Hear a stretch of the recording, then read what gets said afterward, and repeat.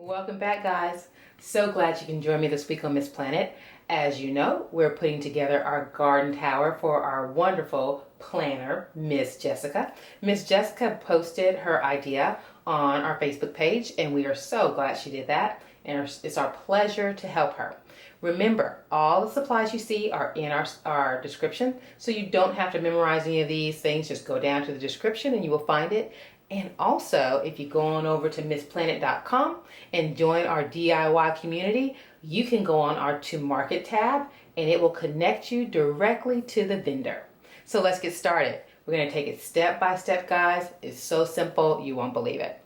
So we're going to have our foam. This is our floral foam, and I believe it's 3 7/8 in diameter. And the reason why I have that specific diameter because it fits our base perfectly, and that is very important. Yes? Yes. So that is step one. Make sure that your foam fits the opening of your vase perfectly.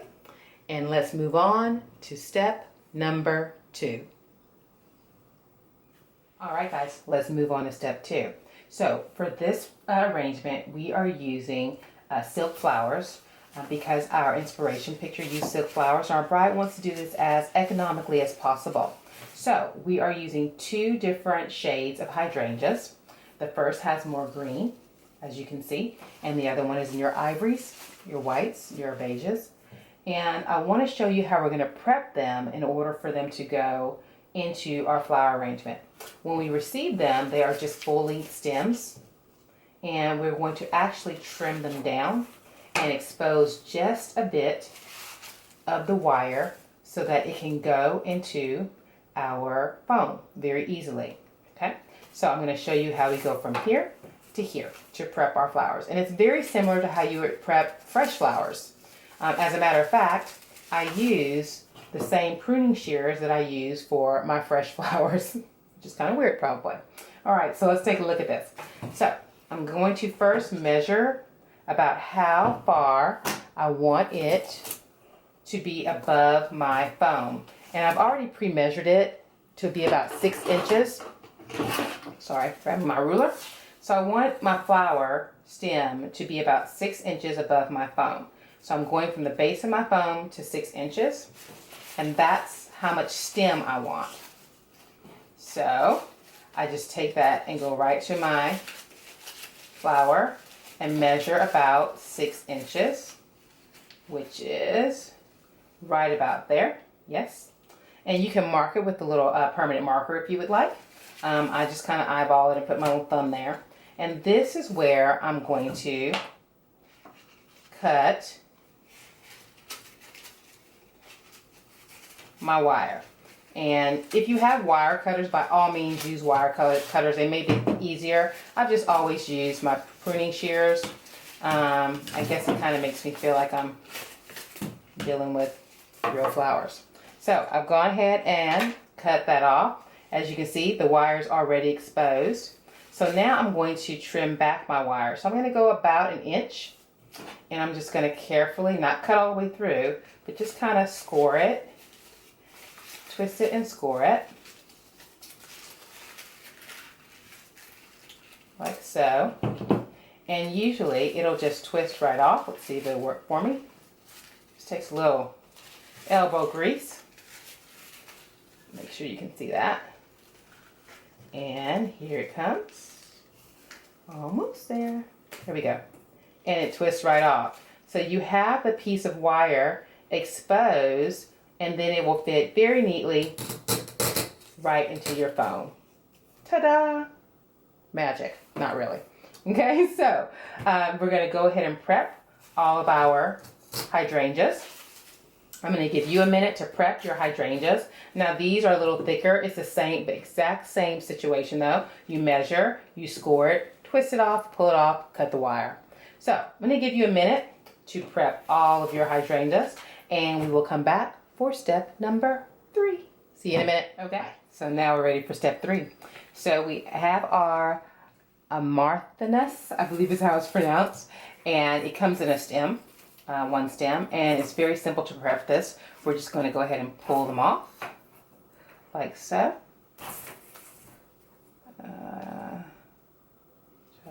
more careful. Let's see. Okay, they just come right off.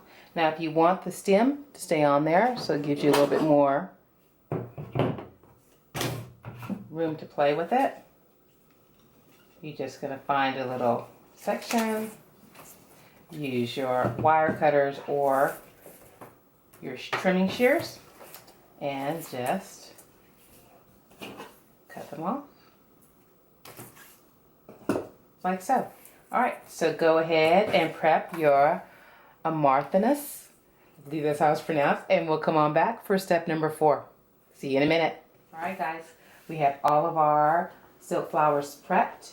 Everything's ready to go. All I did with my twigs, my branches, is I just simply took them out of the package and I used a half of the bundle for this project, and I have my foam. So I like to build my base outside of my vase, and then once it's all built, I just place it in the vase.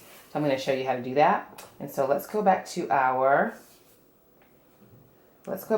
inspiration picture. Let me get it up. So here is our inspiration picture. As you can see, we have the color scheme that Jessica wanted, and it's time to get ready to take our MissPlanIt take on this. So this entire centerpiece, including the floating candles around it, it totals $75, which is extremely inexpensive considering these things typically go for upwards $200, $300 a piece. So we're going to get this same look for a fraction of the cost. I'm very excited about it, so let's get started.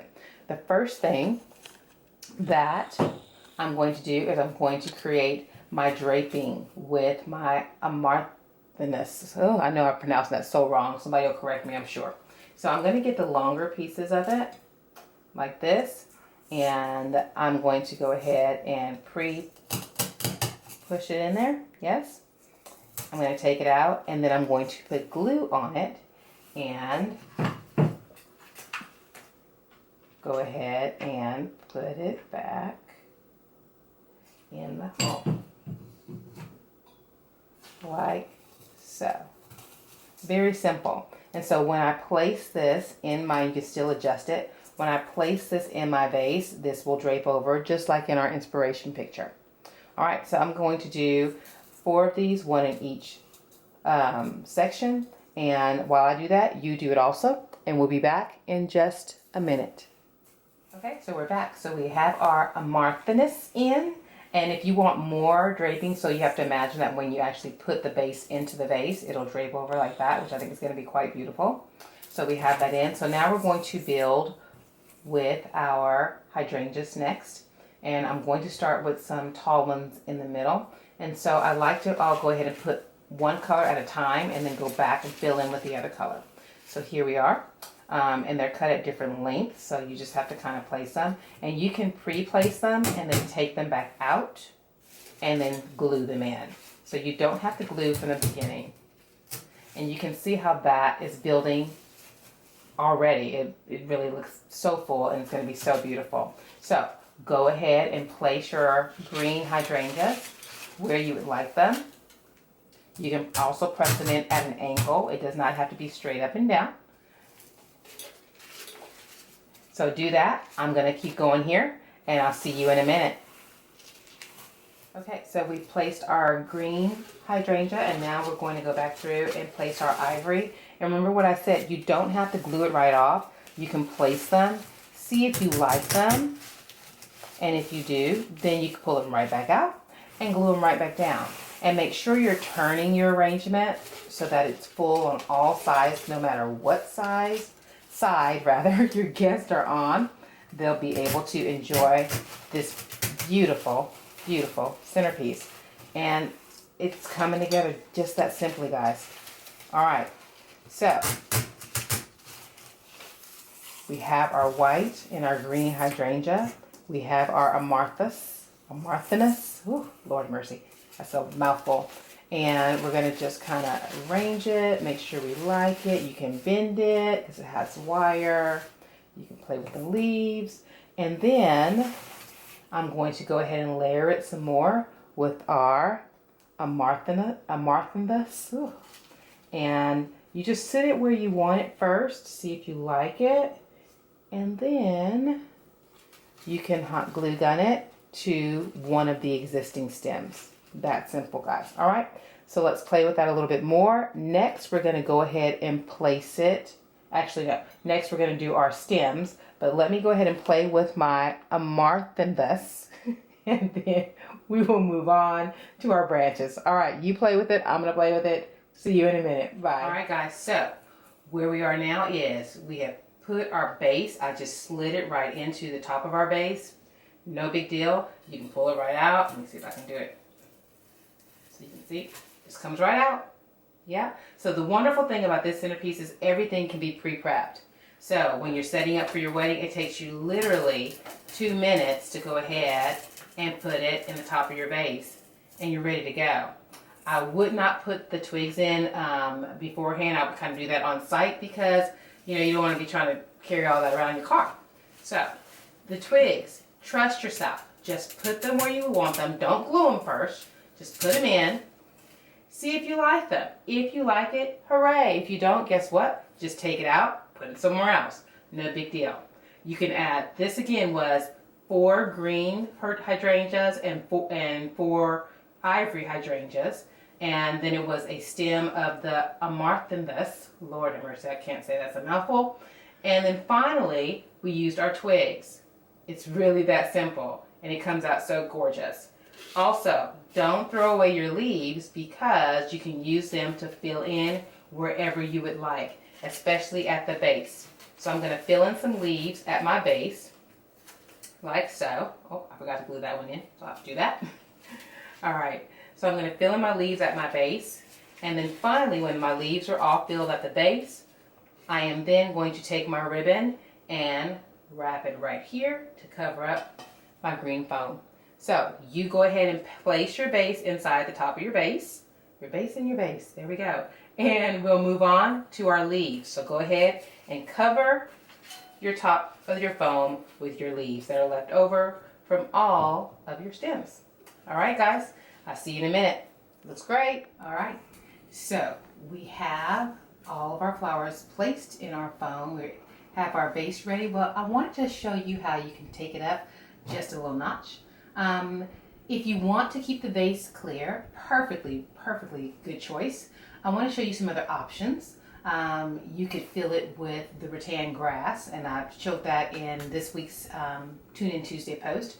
You could also fill it with glass gems, and you can see a picture of that in Tuesday's post. But the one that I love the most for this really elegant garden tower centerpiece is to go ahead and hang pearls from the underneath. And I'm going to show you how to do that so simply with $1's worth of pearl string and Christmas ornament hooks, the small ones. I know, weird, huh? The things I figure out what to use is just, I don't know, sometimes I'm just a little weirdo. All right, so I have my little Christmas ornament hooks, and all I'm doing is bending them into a U, and I have already pre-measured all of my strands of pearls to 24 inches because this is a 24-inch vase, and I want them to kind of puddle at the bottom. So I have my strand. I simply just hook it on there just like that, real simple. And you're going to turn your centerpiece over underneath, and you're simply going to push them in. Now, of course, I'm not putting my glue on there. I always like to kind of see where the placement is first before I glue it. So if I'm happy with the placement, then I glue it. So what I want you to do is go ahead and grab some pearls. Now this is a little bit of addition to our segment, but you know, whatever you have around, if you want to come back to it, that's fine too. So you're going to go ahead and hang the pearls. I'm going to hang my pearls, and then let's see what we come up with in the end. All right, I'll see you in just a minute. So what do you think? I love it. I hope you do too. So just adding that little simple touch, very inexpensive touch for $1, just transformed it even more into a more elegant centerpiece. So what I'm going to do next week is I am going to set the table with our beautiful garden tower. I'm going to set it up so you can see exactly how it all comes together. And I hope that our wonderful subscriber Jessica is happy with how everything turned out. So happy that hopefully she'll send us a picture of her garden tower. If you like this video, please like us. Follow us on Pinterest, Instagram, Facebook, and I'm missing one, Twitter. That's it, and Twitter. Also, go ahead and join our DIY community on MissPlanIt.com.